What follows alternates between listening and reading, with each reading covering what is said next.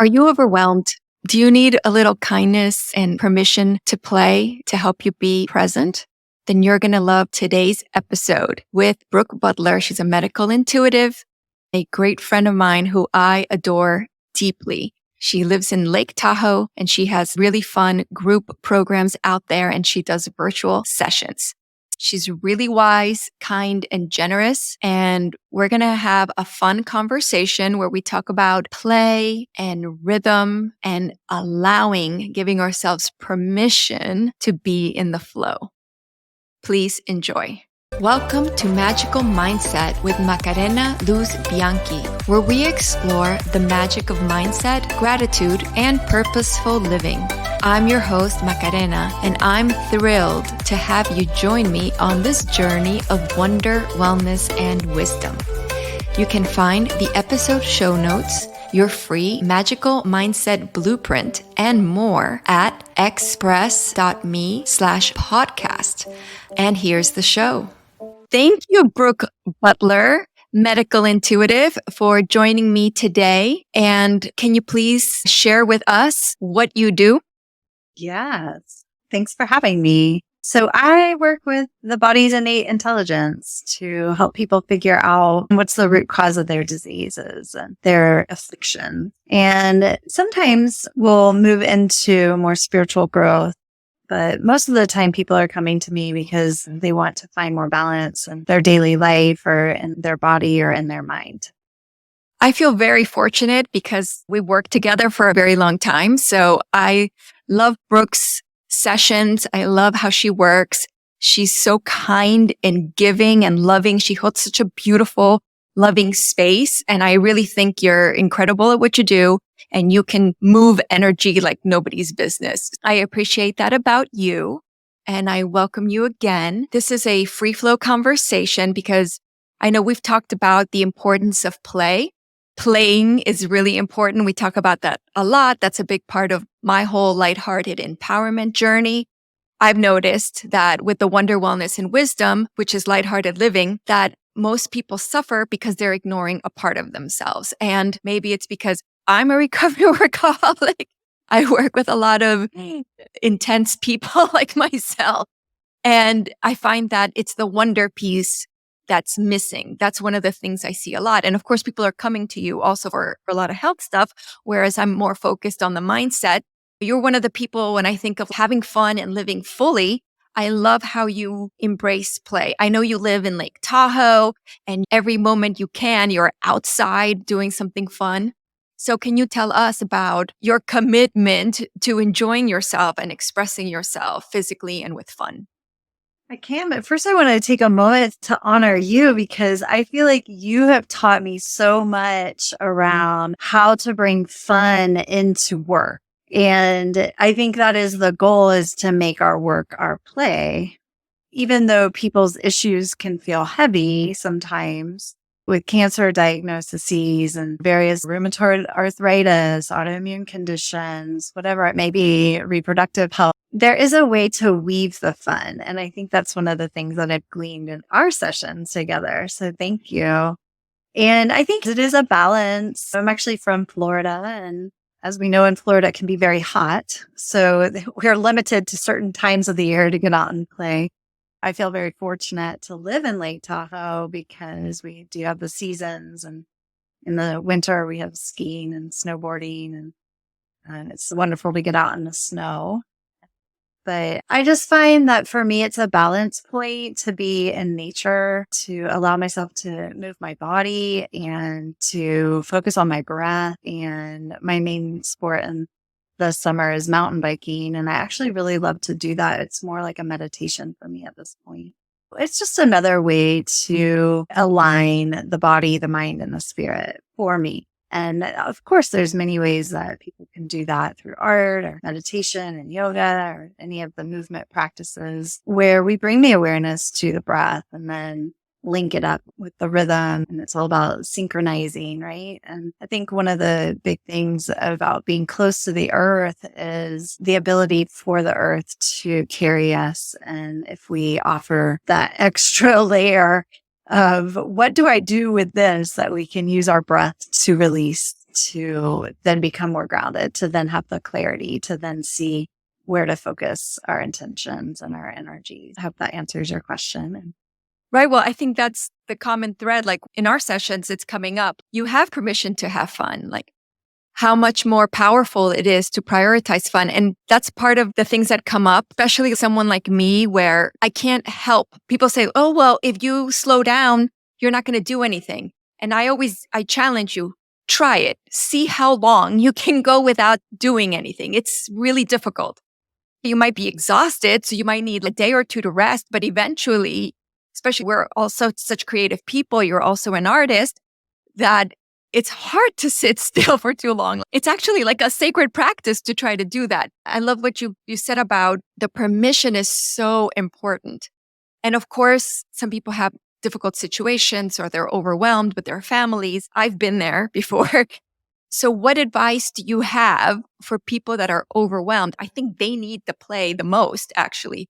But what would you say to somebody who came to you like that? I actually think about myself because I often get overwhelmed, but I know if I take 15 minutes to get out the door to be in nature or to just move my body, that it's going to shift my energy. And so I like your remembering of permission is giving yourself permission to find balance, right? And obviously there's various tools that we can work with within our own innate being to find the balance for the overwhelm. I was reading yesterday something about eat the frog first, and it's like doing the hardest thing in your day. So I would say do the hardest thing and then reward yourself with the 15-minute walk or 20-minute walk. I've been into rebounding, which is super fun. And there's a lot of study around using the mini trampolines. So it's many ways to move the body, and maybe it's just getting out your art supplies and having some fun for 10 minutes in between. Just even a little walk is easier. And my pets appreciate. I'm sure they do. And day design is scheduling it into the day that you know that I only have 1 hour for lunch. So I'm going to spend 35 minutes actually eating and then the extra time to move the body and to move the lymphatic system. Oh, yes. The rebounding is for the lymphatic system, being our second circulatory system, right? Toxic waste system. But that you can do it 10 minutes and it's equivalent of, I don't even know, an hour of exercise or something. And it is fun. So yeah, it's important. Fantastic. This whole idea of rhythms versus habits. Habits and routines can seem serious and can feel pretty serious. But I like this idea of healthy rhythms. For me, when I think of what's a healthy rhythm, I think of it's not about just focus. It's like being able to come in and out. Like I said, it's okay to be relaxed and go for a walk. And then I can definitely get back to work. There's nothing stopping me from getting back to work. But I think the workaholic part is stepping away. I get into things and then I don't want to leave. So remembering, oh, there's a rhythm of I can rest in between. I don't have to, it doesn't have to be so intense. So this idea like reframing has helped me recently to take it easy. I read this book, How to Keep House While Drowning. Great book. And what was fascinating for me, here I am thinking, oh, I'm a recovering workaholic. No, I'm very much still a workaholic. And that suffering and anxiety that she talks about housework, I may not have it about housework, but I definitely have it about my work. So that was very interesting for me. And I think she brings up this whole idea of finding your rhythm. And that is such a personal thing. I know you try to play every day or do something creative. I love the rebounder because there's such an important thing about jumping. I've been adding jump roping to my morning routine. And it doesn't matter the weather, you can always hop. Since I'm starting from zero with the jump roping, first I just had to practice jumping. I was just like, oh my God. But just the shake is so important. But with the rebounder, it doesn't matter what the weather is like outside. You crank some music and just bounce and have fun. I think it's fantastic. So I love that. Yeah. Can't think of a perfect gift this Mother's Day? Check out Glorious Mom, a poem of appreciation. Poem with journal pages by Macarena Bianchi. Buy your gifts now. Visit macarenaluzbianchi.com. One of the things I've been remembering is it's not all or nothing, transitioning from this focus to that focus. And I'm committed to being more satisfied in the moment and with my life. And one of the things is being able to transition more gracefully. So before us, if I wanted to go on a walk, there was all this prep. Now I've been like, I can go for a 5 to 10 minute walk at any time. So I've been a lot more like free flow about it. So it doesn't have to be such a big commitment to do everything. Like, I'm going to go walk for an hour. No. It's interesting that what just actually comes to mind is, especially as being a woman with a menstrual cycle, is actually we can find rhythm within the month, right? So the men, based on their 24-hour body chemistry cycle, the women is more in the 28. Obviously, we have different gender. Predominantly masculine or feminine people, because we're everything, right? Yes.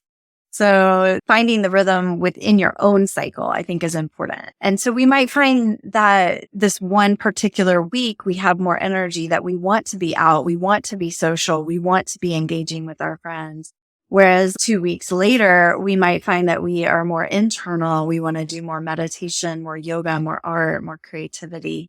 And I think that finding your own rhythm can be really interesting, and just taking oneself deeper into your own self-awareness.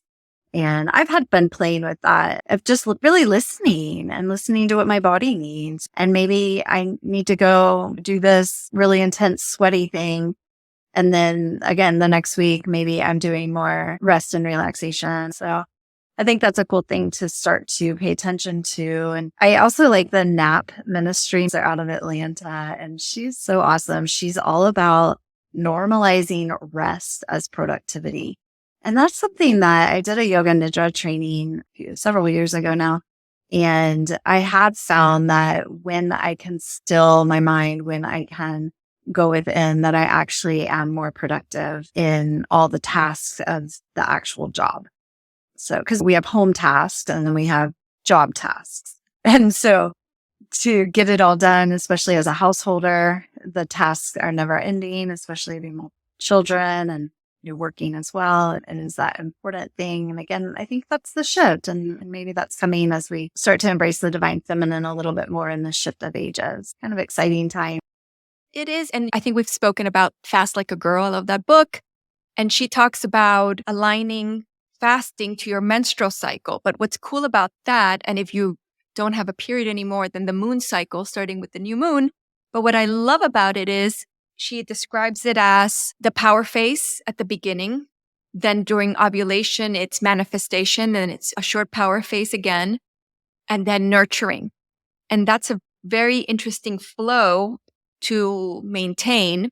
And then we can apply it to other stuff, which is great. And then you also reminded me, what you were talking of, one of my favorite books when I realized I had a problem. It's called The Power of Full Engagement. How can I be more productive? How can I do more? And then this book was like, in order for you to do more, you actually have to rest. Like, your productivity is based on your recovery.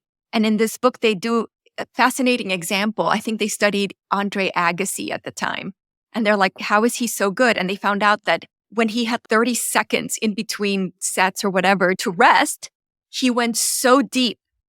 He was able to really go deep in his relaxation. And then his output was amazing afterwards. So it blew my mind. It was like talk about a mindset game changer for me, because I was like, what? I kept like, go.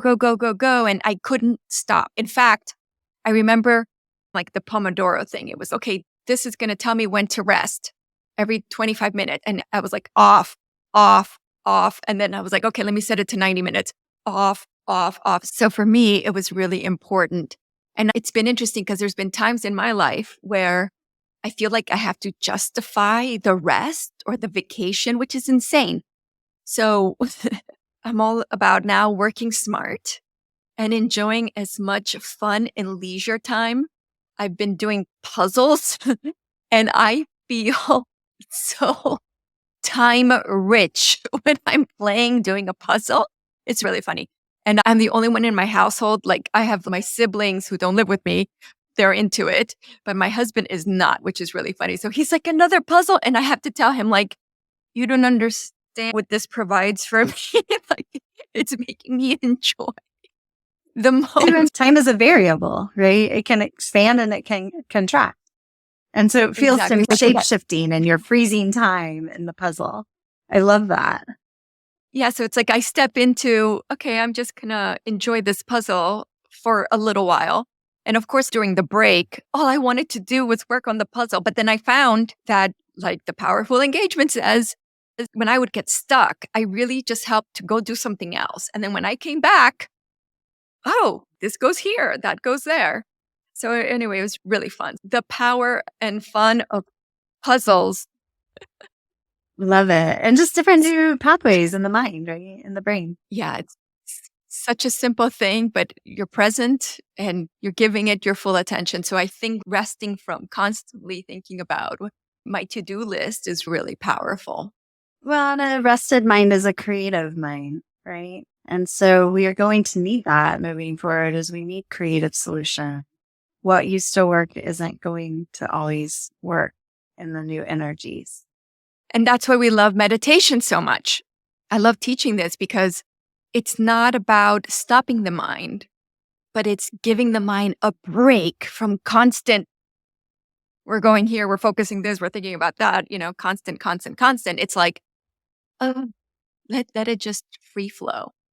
I love that. And I know you also meditate and teach meditation and all that. So which is your favorite right now? Is it yoga nidra? Which of those techniques? I just love it all. And for you, you've been doing puzzles. For me, I have found that I actually really love reading, but I've always reserved reading for flights and vacation.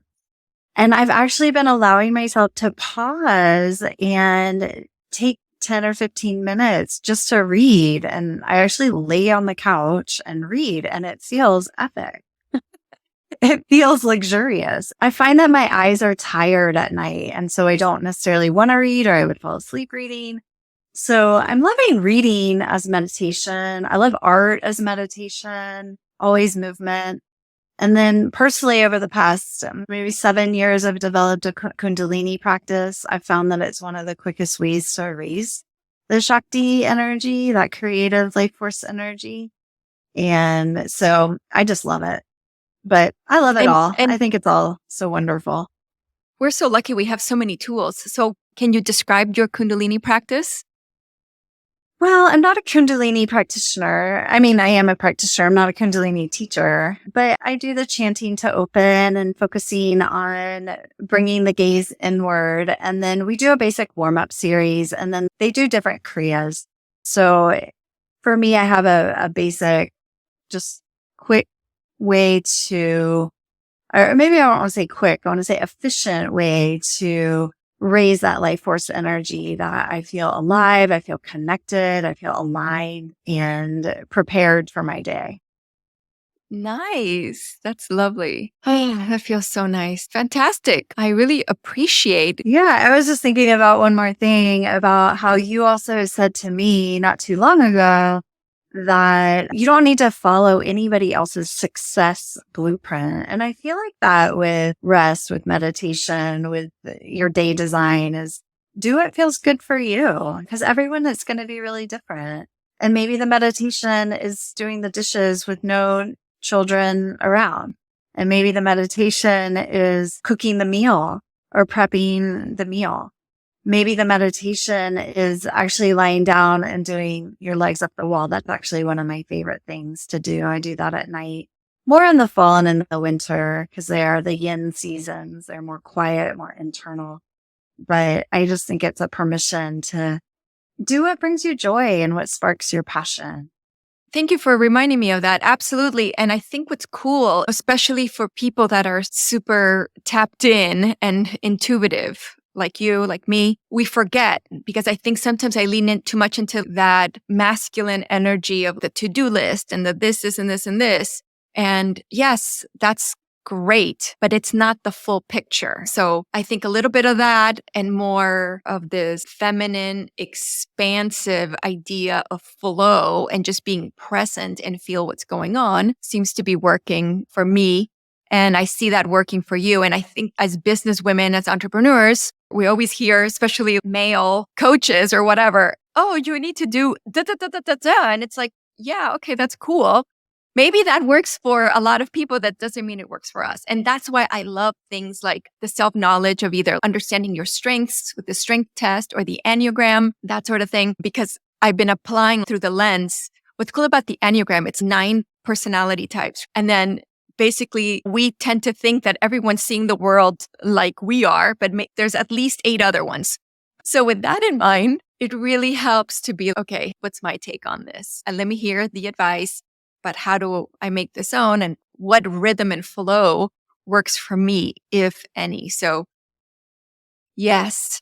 And back to the day design, that maybe you're doing a little bit of writing that's moving you forward in that little pocket that you can do while having your family time and your work time and your exercise time. So I don't know. I'm a big fan of timers and just 10 minutes to carve it out to create the flow. Yeah, I have found there's a technique called writing sprints, but it's just a focus sprint where you can set 25 minutes or 20 minutes and just, I'm going to do this, because most people find, let's say, whatever it is, let's say something I don't like to do, accounting. If I don't set a container for it, it can take all day. Instead of saying, let's see if I can get this done within 20 minutes. And then half the time I do, which is great. And also that makes it less dreadful for me, because I used to think, oh my God, it's going to take me days to prepare my taxes or whatever. And then it wasn't a big deal. It was like an hour or something, because I put things in place to make it easier for myself. But getting me to sit down and do that was like not happening. So I so appreciate your time and your smile. You're one of my dear friends, and I love and appreciate you so very much. And how can people find you? Well, simply looking at either Brooke Butler Healing or bodytalktahoe.com, and you can reach out in that way. I am starting to do some group things again, which has been really fun. So yeah, please reach out, and just thank you for your time. And I love your spark. You always give me a spark, and you are a wonder and bring us all wellness and wisdom. So thank you for having me, and thank you for your continuous inspiration. Thank you. Thank you. Thank you. Thank you. I want to thank our sponsors, Spark Social Press, my publisher, for supporting our show and their commitment to spreading joy and empowerment through their magical books.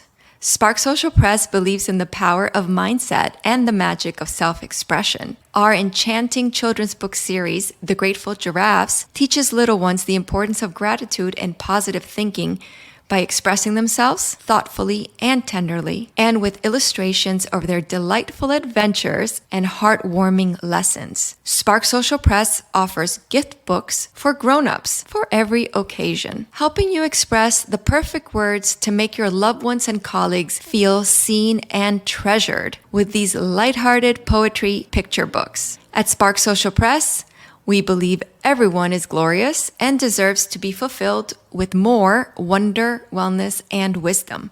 That's why our books are designed to spark creativity, uplift spirits, and empower readers of all ages. To discover the joy of self-expression and spread more wonder in your life, visit sparksocialpress.com today. Together with Spark Social Press, let's embrace the magic of mindset, one book at a time. Wow, what a journey we've been on together. I hope this episode has left you feeling inspired, empowered, and ready to embrace the magic in your life. I'd love to hear about your experiences and insights. Please tag me on social media using the hashtag Magical Mindset Podcast, or leave me a DM to share your wins, challenges, and aha moments. Let's keep the conversation and the magic flowing beyond this episode. Thank you so much for tuning in and for being a part of this magical community. Until next time, keep shining your light and embracing the wonder of each day. You got this.